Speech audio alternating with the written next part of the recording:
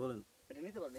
প্রতি বছরের মতো এবারও খাদ্যশস্য সংগ্রহ শুরু করতে যাচ্ছে সরকার। এবার ধান, চাল ও গম সংগ্রহের লক্ষ্যমাত্রা 17.5 লাখ টন। আগামী 24 এপ্রিল থেকে 31 আগস্ট পর্যন্ত চলবে কৃষকদের থেকে খাদ্যশস্য সংগ্রহ কার্যক্রম।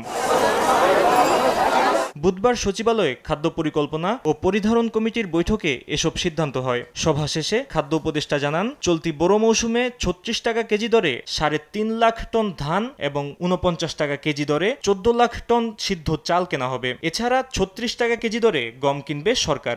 ধানের ক্ষেত্রে 36 টাকা, তাই না? আর বড় ধানের, আর চালের ব্যাপারে 49 টাকা আমরা ধার্য করেছি।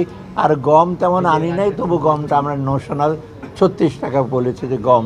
এবার বোরো ধান ও সিদ্ধ চালের দাম কেজি প্রতি 4 টাকা বাড়ানো হয়েছে। অন্যবারের চেয়ে এবছর ধান উৎপাদন বেশি হবে জানিয়ে দেশে কোনো ধরনের খাদ্য সংকট হবে না বলে জানান স্বরাষ্ট্র ও অর্থ উপদেষ্টা।